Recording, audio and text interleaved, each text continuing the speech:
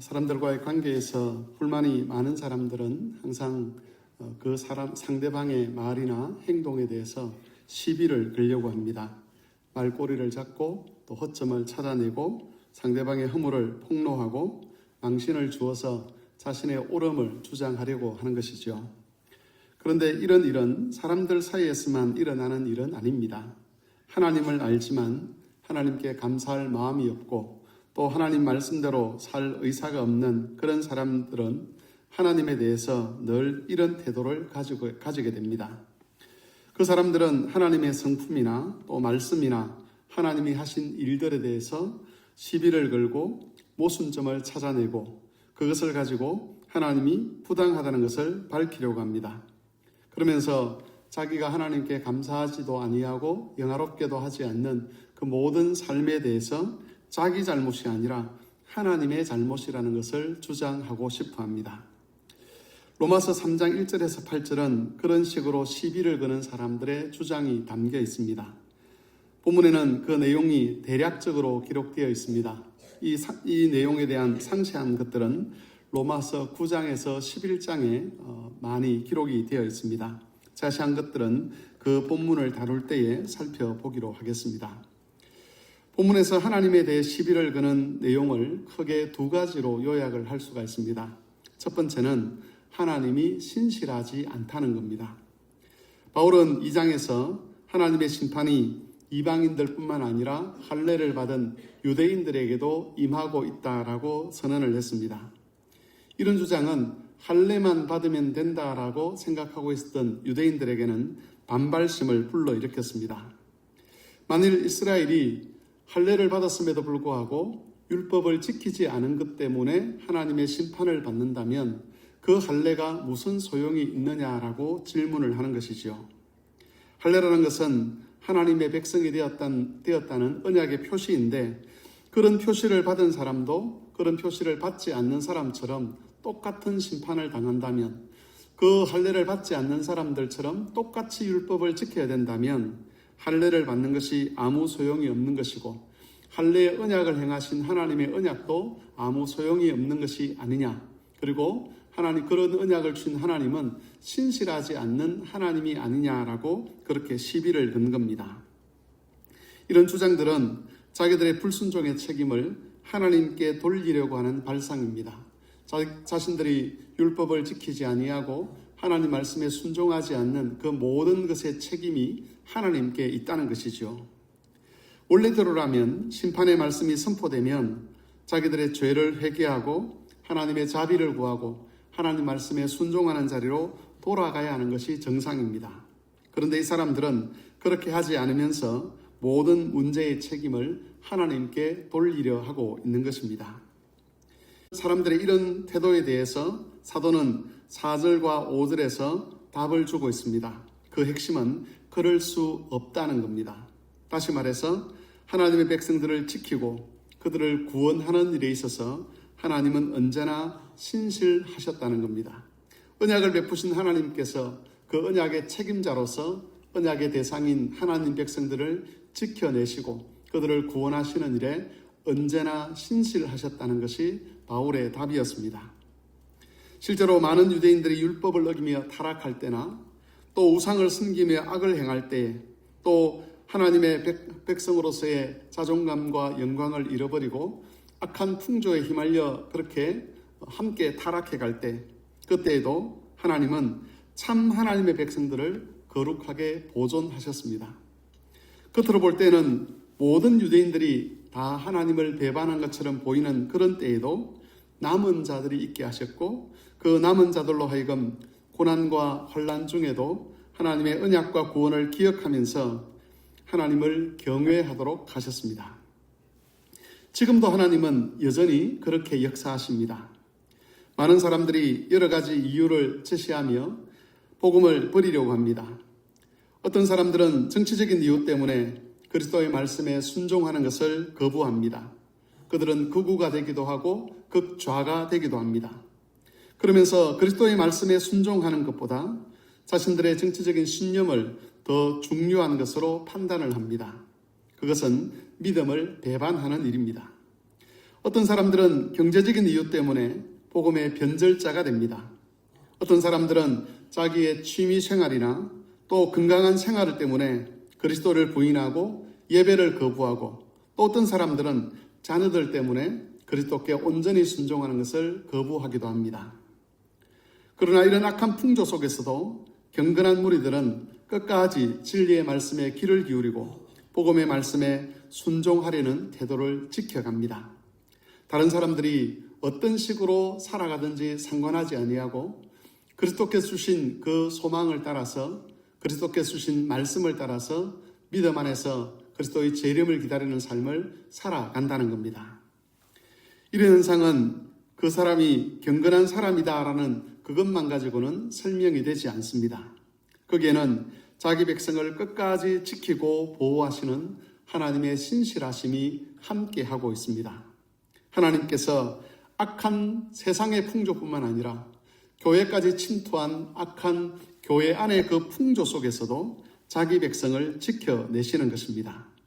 그래서 참 하나님의 백성들이 아닌 자들, 겉으로만 하나님의 백성인 척하는 그 사람들이 악한 풍조 속에서 하나님을 배신하고 복음을 배반하며 떠나갈 그때에도 믿음의 사람들, 참 하나님의 백성들은 끝까지 하나님의 보호하심 속에서 자신의 믿음을 지켜갈 수 있게 되는 것입니다.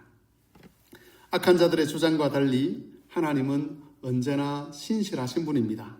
하나님은 자기 백성이 타락해 가는 것을 두고 보지 아니하실 뿐만 아니라 적극적으로 그들의 타락을 막으시고 구원의 길로 그들을 인도하십니다. 이것이 바울 사도가 본문에서 주장하는 첫 번째 내용입니다.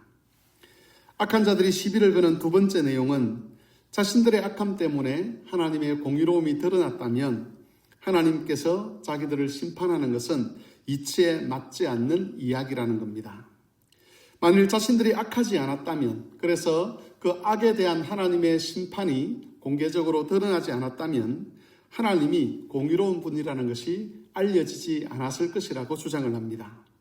자신들이 악역을 담당했기 때문에 하나님의 공의로움이 드러날 수 있었다면 하나님의 영광이 드러나는 그 일에 자신들도 한 몫을 했기 때문에 하나님의 심판은 부당하다는 것이 이들의 주장이었습니다. 이런 태도 역시 잘못된 것이지요. 하나님께서 악을 지적하고 심판을 선언하실 때에 사람들이 해야 될 일은 회개하는 것입니다. 자신들의 행동을 회개하고 하나님의 자비와 용서를 구하는 것이 바른 태도인데, 그 사람들은 그렇게 하지 아니하고 자신들을 심판하시는 하나님이 잘못되었다라고 하나님을 비난했습니다. 이에 대한 사도의 대답은 5절에서 8절에 나타나 있습니다. 사도의 대답은 매우 단호합니다. 6절에서 사도는 결코 그렇지 아니하다라고 선언을 합니다. 이 선언은 하나님은 악의 도움을 받으며 일하는 분이 아니라는 뜻입니다. 만일 하나님께서 악의 도움을 받으셔야만 자기의 일을 할 수 있는 그런 분이라면 어떻게 세상을 심판할 수 있겠느냐라고 바울 사도는 되묻고 있습니다. 그 사람들의 주장대로 하나님께서 악의 도움을 받아 일을 해야 된다면 선을 이루기 위해서 죄를 지어도 된다는 말이 성립되는 것인데, 그런 주장은 거룩하고 공의롭고 선하신 바로 그 하나님을 모욕하는 것이라고 정죄를 하는 것입니다. 사도의 이 단호한 가르침은 선한 일을 위해서는 약간의 악을 용납할 수 있다라는 그런 주장을 하는 그리스도인들에게 벼락과 같은 그런 말씀이라고 할 수가 있습니다. 어떤 그리스도인들은 하나님의 일을 이루기 위해서는 어느 정도의 악은 용납해야 된다라고 생각을 합니다. 악하고 잘못된 관례들이 있지만 연합을 유지하고 교회의 과업을 이루기 위해서는 어쩔 수 없이 그런 악한 관례도 인정하고 그것을 따라가야 된다라고 생각을 합니다. 또 어떤 사람들은 약간의 악을 통해서 더 큰 선을 이룰 수 있다면 그런 약간의 악을 용납하는 것은 괜찮은 것이라고 생각을 하고 거기에 동참을 하려고 합니다. 이런 주장은 현실 세계에서는 맞는 말일 수가 있습니다. 어떤 경우에는 그야말로 큰 악과 작은 악 중에서 선택을 해야 되는 그런 상황에 직면해야 되는 경우도 있지 않습니까? 그러나 어쩔 수 없이 그럴 때라도 우리는 그 선택에 대해서 하나님께 용서를 구해야 합니다. 왜냐하면 하나님은 어떤 경우에도 악과 타협하거나 협력하지 않는 분이기 때문입니다. 하나님은 자신의 일이 이루어지도록 하기 위해서 악이 그곳에 침투하는 것을 용납하지 않습니다. 악이 있어야만 하나님의 일을 이루시는 그런 분이 아니라는 것입니다. 하나님의 의와 영광이 드러나는데 또 하나님의 복음이 전파되는데 반드시 필요한 악이라는 것은 존재하지 않습니다. 악의 도움을 받아야 이루어지는 일이라면 그것은 이미 하나님의 일이 아니라는 것이지요. 따라서 우리는 작은 악이라도 그것을 용납하려고 해서는 안 될 것입니다. 사도는 이 본문을 통해서 하나님께서 거룩하신 분이고 공의로운 분이기 때문에 악을 용납하여 하나님의 일을 이루어 간다는 것을 결코 받아들여서는 안 된다라고 가르쳐주고 있습니다. 오늘 새벽에 우리는 본문의 말씀을 통해서 유대인들이 하나님에 대해서 시비를 거는 두 가지 내용을 살펴보았습니다. 지금 우리는 감사주의를 준비하면서 기도회를 가지고 있는데 이 두 항목을 감사라는 주제 아래서 묵상을 할 수가 있습니다. 첫 번째로 살펴봤던 그 내용은 감사할 제목이 무엇인가와 관련이 있습니다. 무엇에 대해서 우리가 감사할 것인가라고 했을 때에 하나님께서 모든 악과 유혹으로부터 우리를 지켜내시고 우리에게 약속하신 구원이 완성될 때까지 우리를 버리지 아니하신다는 그것이 우리의 감사 전부의 가장 큰 핵심이 되어야 함을 본문은 가르쳐주고 있습니다. 두 번째 내용은 그런 하나님께 우리가 어떻게 감사할 수 있는가와 관련이 있습니다.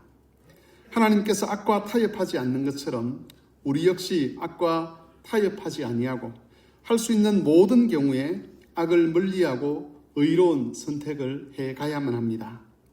갈래로 위장된 그 악들, 다른 사람이 그렇게 하기 때문에 우리도 그렇게 할 수 있다라고 생각하도록 만드는 모든 풍조들을 거부하고 악을 물리치고 악과 타협하지 아니하고 악에서 벗어나려고 하는 그 삶이 하나님께서 기뻐하시는 삶이고 그런 삶의 삶 자체가 하나님께 드릴 수 있는 감사의 제물이 될 수가 있는 것입니다.